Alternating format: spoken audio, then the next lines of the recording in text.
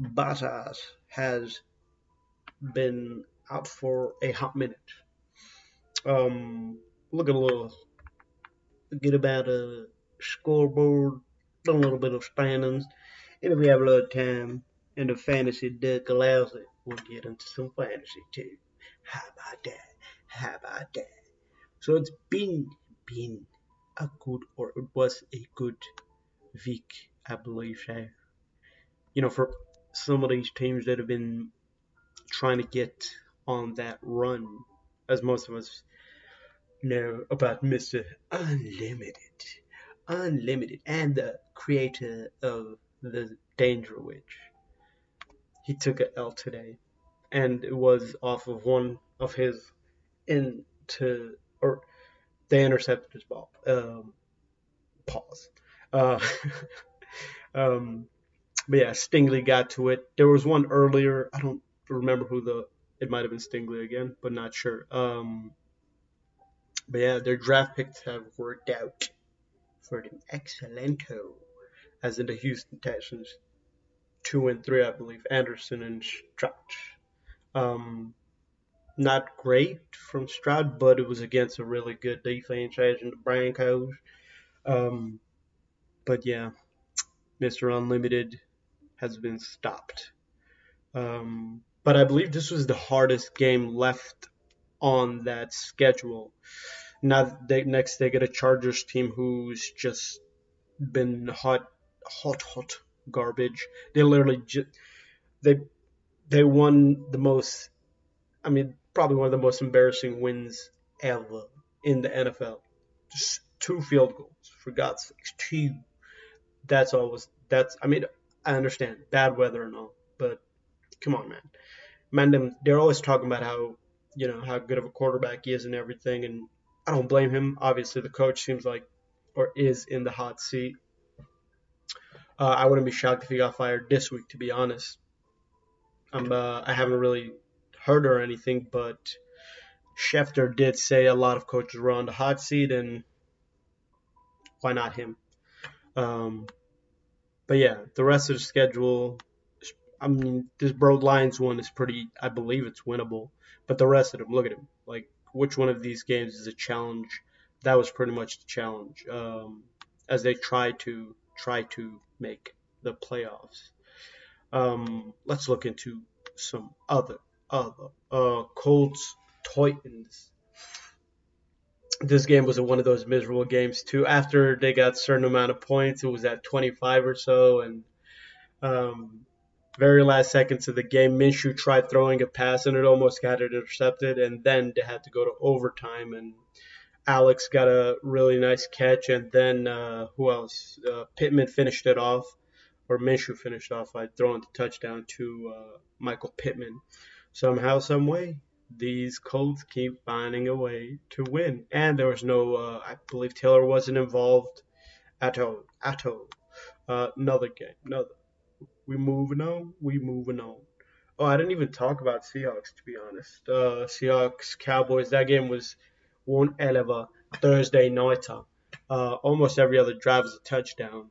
Jet Schmidt, Jibble, Mandem. He's showing if he's not the best or one of the best wide receivers in the class. At the moment, I think he would be, unless what's his name has some about it. Say something about it. The season isn't over. Ravens wide receiver, Baltimore receiver. Am I missing somebody? Maybe I am, but whatever. Let's move it on. Oh yeah, well that game, yeah, Dak has been playing really good as of late. I mean, the beginning of the season, I believe this was the reasoning for him just playing bad. They were just the defense was winning out these games and they couldn't do much. They pretty much didn't need to do much. That's the other thing. So now I guess he's back in form. Plus, he did start running the ball a little bit more, which helped. But all around, they're a really good team defensively. The one big thing I believe a lot of people are knocking for is just wins against the competition. Obviously, not getting the big wins against the big boys. Losing against pretty much the pups. Even though Seahawks, this might have been their best win. I'm not 100. I'd have to look at the schedule, but whatever. Um, Jets Falcons. We'll just skip that since that's just another hot garbage. I've already talked about it enough. Hot garbage. We're not even gonna. Let's just move it on. Move it on up.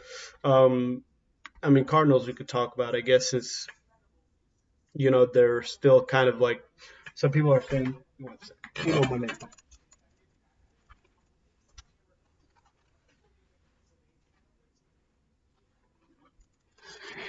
I had to grab the remote. There was that on. Could not. I was like, maybe it skips by itself and I don't have to stop, and it didn't. I wanted to choke that out. A little aggressive, but whatever.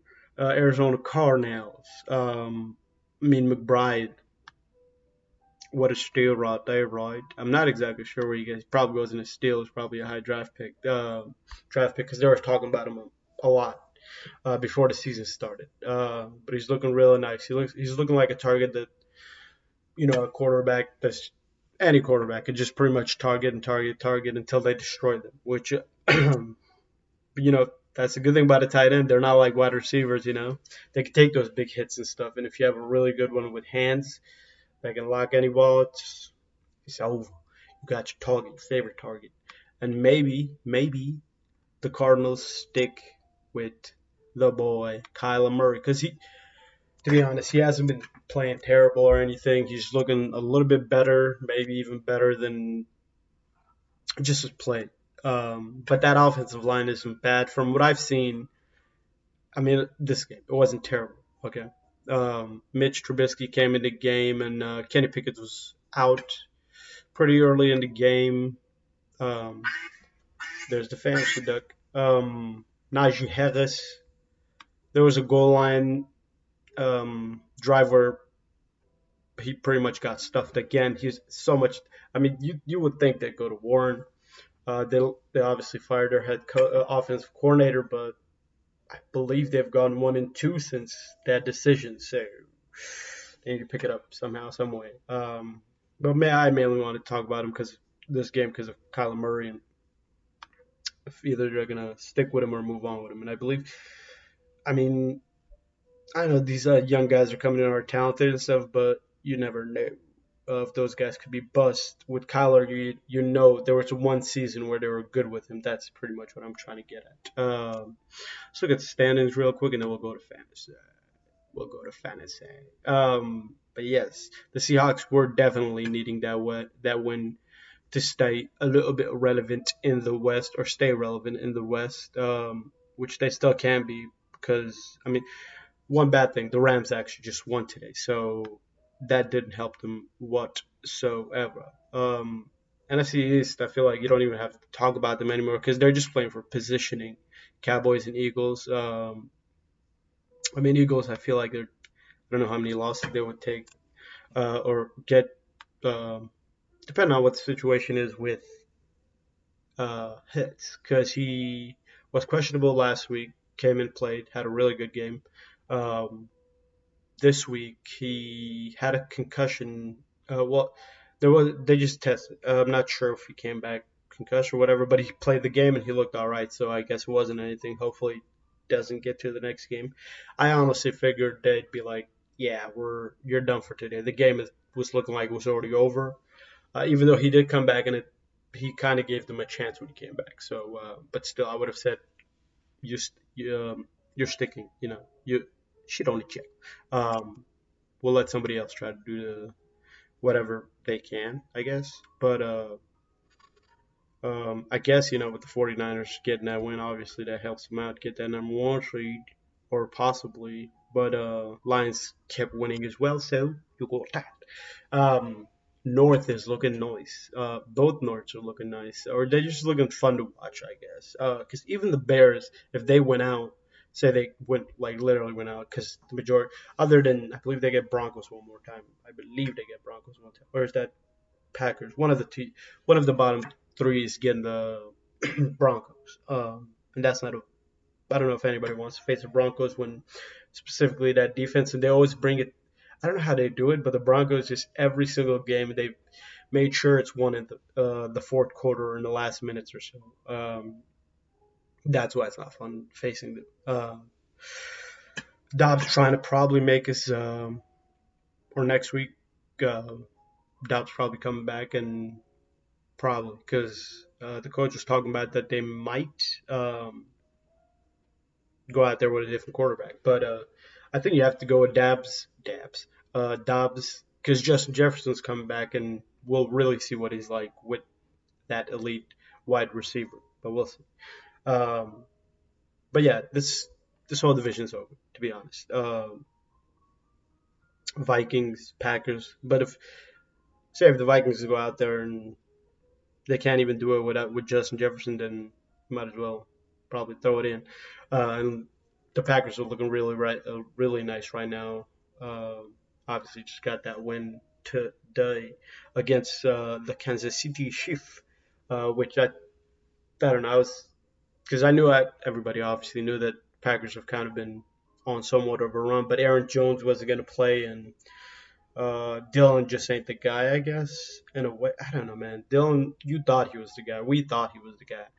I honestly thought they were going to move on after the first year of seeing, but I don't know if it's a decision or a mistake, because when Aaron plays, he's a beast. But in the NFC South, couldn't get that out. Um, Falcons somehow, some way, um, get a win, and they're still relevant. Arthur Mustache Smith got some life in him, I guess. If he can get him to the playoffs again, then I guess maybe this is their future, I guess, or they're gonna be. This is what they're gonna be, just in a bad conference or in a bad division, and just win out that division every year. I mean, it works, I guess. If they can do that, make the playoffs every year, because Saints just kind of committed to the card, and I don't know. Nobody in this division has a really good quarterback unless Bryce obviously levels up in the future and it becomes his division, or Tampa Bay sticks with Baker and probably fires Todd Bowles, um, or some, I don't know. But obviously the Buccaneers just got himself a W too, so I'm not sure on the Todd Bowles thing. They said there's a lot of coaches that are on hot seat, so my guess is he's one of them. Obviously Robert Saleh. I don't think Robert Saleh would be one of them because he's kind of shown, if he has a decent quarterback, then he could probably win. But yeah, this is one of those divisions just horrible. You would think Buffalo would have to be worried. They still technically have to be worried if the rest of the teams are winning, as in the Western area. Um, but we'll see about that. I don't know. I think they find a way to get it, but it's just not looking great. I don't know. They just find ways to lose. But West, Chiefs, come on, man, y'all gotta pick it up. If the Broncos would have won today, that's the crazy part. The Broncos would have won today. They would have been one game away from the Chiefs, and they beat the Chiefs. But then again, the Chiefs beat them as well. Um, but the two bottom teams in the West, the Chargers, Raiders. Obviously the coaching change for the Raiders. Um, it's I don't know if it's helped because they wanted three, similar to Steelers. But yeah, man, am I tripping? Was the Steelers firing 2 weeks ago? Because it says they lost one. I believe they won, so I'm guessing they're 1-1. So different situation, I guess. Obviously, this conference, it's the juggernauts. Flacco came in the quarterback. He actually started off pretty well. I'm like, okay. I'm like, well, man can play from the couch. Everything switched up real quick. It's the NFL. Just wait until the second half, and then you'll know. Then you'll know. And we found out. We knew. Um, but yeah, the Browns 2-game losing streak. I kept saying, how did they keep getting away with it? I guess they ain't anymore. Let's go down to the South. Colts, Texans, Jaguars. I don't know if Titans have a maybe just start losing, get something for Will Levis because it seems like they're going to be sticking with Levis. Will Levis, he's not a bad quarterback. It doesn't seem like it. No, but obviously we'll see if they stick with him and what happens next year because he did have that crazy start to the game, and you don't just have that and you know start playing like shit, which he's kind of done. But it could just be the team. I don't know. Sometimes with the NFL, you just don't know until you dissect the living crap out of the team. Um, but yeah, Jaguars. I actually haven't looked at their schedule. Let's give a quick look. Let's see how tough it gets. Brown. Yeah, defense. You got two tough defenses. I see them winning Browns. See them losing Ravens. With the Buccaneers, you never know. Right now, especially, so they could win that one. But I'm gonna obviously go with the better team at the moment, which is the Jaguars. And then okay, they're gonna go ahead and win out. I'm gonna guess they're gonna get number one in this division. Because you got Titans, Jaguars, Buccaneers. One team with the Browns, no quarterback. Well, they got a quarterback. His name, former Super Bowl winning quarterback. But yeah, come, let's be real. Then you got the Buccaneers, who got a quarterback, but you just don't know. Um, then the Panthers, obviously, Bryce still trying to figure stuff out. Plus, they fired their head coach 2 weeks ago. Titans, you'll probably have a tough game, but with the Jaguars, you would think they'd win it. Just figure out a way to win that game. But yeah, so I said they go 4-1 in there. Oh yeah, they're. I'm totally forgotten about the Bengals. So they're gonna go 5-1. I'm gonna get. That's my guess. 5-1. At worst 4-2. If they go 3-3, that's just I don't know what to say about that. But you can't do that. That's what I'm trying to say. If you're trying to be a really good playoff team, which they seem like, when everything works out for them, they could probably take any team in the NFL. Probably. That's why I said probably. I'm not 100% committed to that comment. Oh yeah, fantasy man. I told the fantasy that went out a long time ago.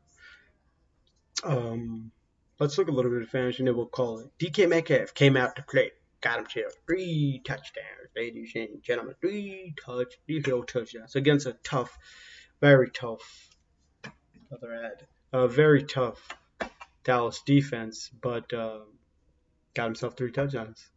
Great for him, right? He has, I think it's 6 in total for DK.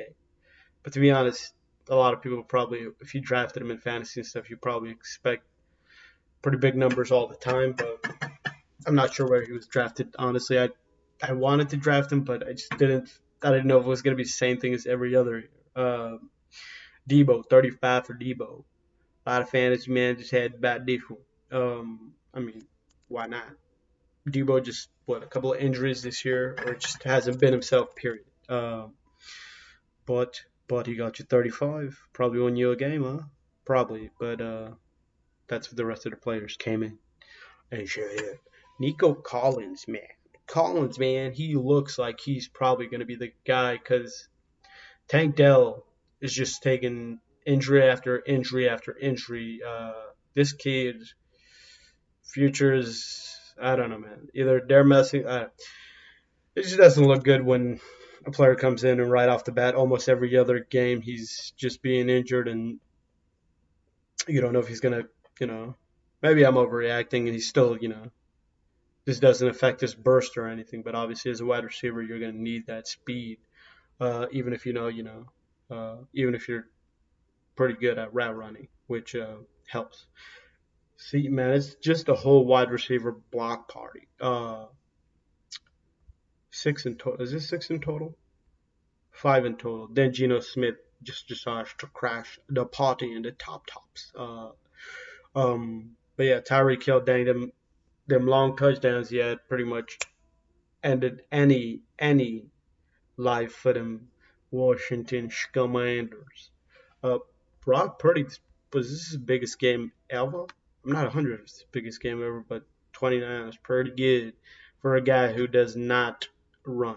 I mean, he'll do it, but we obviously know he isn't that guy. Sham Laporta, what a freaking steal. I remember during the draft just him passing by and passing by. I'm like, man, you know, I want to take a chance since I've been hearing about this rookie stuff, but I took chances on other rookies, so that was a mistake because I was having tight end issues, to be honest. Pause. Um, Alvin Kamara been a monster since he's came back. I'm pretty sure everybody's loving it. Who decided to take that risk? The funny thing is, I believe he was suspended for a couple of games, or no, he was injured. I believe that was the situation. I forget. It's week 13, ladies and gentlemen. But yeah, last year I took a chance on him because he dropped kind of, and I'm like, what's wrong with everybody? Because the year before that, he was, it's the year Drew Brees left and stuff wasn't looking fancy. Yeah, guess he's back. He's pretty high up in the market again. Devon Achane came back for a little bit. I'm like, oh man, what's happening? I was like getting a little nervous. I'm like, I just put him in my starting lineup. I decided actually the last time I forgot it was the last second thing. I didn't want to put him out there and then he wasn't going to play. And he did, but then he got injured or whatever. Um, but Henry, man, Henry might not be as.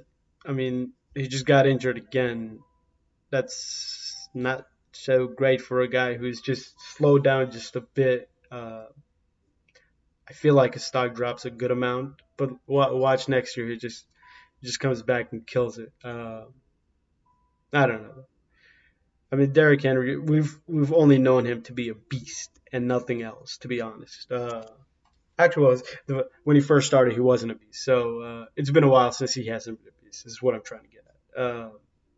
Chuba Hubbard, Mandem's stock has risen. At least, I mean, we'll see. If he keeps going the way he is, then you got ourselves a pretty good future RB1. Yeah. Because Sanders just hasn't been himself. Or let's be honest, Sanders just was never that great of a draft pick or for a fantasy team. Anyways, at least I always ignored that guy. And except one year, the year he was like, "Don't draft me." Maybe it'd be different if he wasn't. I believe he had a couple of injuries earlier on in the season. Um, Zach Charbonnet took a knock, which ain't too great for them or the Seahawks. But we'll see on that one. He's been a really nice pickup for anybody that decided to either draft him or just go with the, you know, get him from the waiver wire. Obviously, it would have been super late because most people probably would have dropped him out. To be honest, to be honest, for those channels. But yeah, wide receiver, we already kind of got the top guys out of there. Christian Watson was looking really nice. I didn't play him 2 games in a row because I just didn't trust it, and goes out there and it looked like he was pulling at the hamstring, and I just wasn't with that, and I'm like, no, he just I don't even know what to say about it because I literally was just like, yeah, I could start my wide receiver that I drafted pretty high actually. Even though in this league I'm actually already out, I still like to stay just make sure the league stays competitive, I guess. Because there's players that after they don't know they're eliminated, they just kind of stop playing, and their play affects the playoffs. So I don't want to be that guy like, hey, what's he doing? Not starting his players and stuff. But let's look a little bit at the Titans, and then we'll go ahead and call it. Trey McBride, Sam Laporta, you already talked about them, but Jake Ferguson has been tops on the tight end table. If you ended up drafting him, well, good for you because he was most likely, at least in our drafts, he was a really late draft pick or a pickup. No, most likely a whatchamacallit, draft pick. I don't believe, at least the person I traded him with drafted him. But yeah. I don't know what it's like in your fantasy league and all, but the disappointment for Kyle Pitts continues, and it will not stop until I don't know when it's gonna stop, to be honest, but hopefully they figure it out. But they're a playoff contender now, so maybe they stick to doing what they're doing and not giving the ball to Pitts. But yeah, that's gonna be it for today. Sabotage out. It's been fancy. No need to look at kickers and defenders, but sabotage. Y'all have a good one.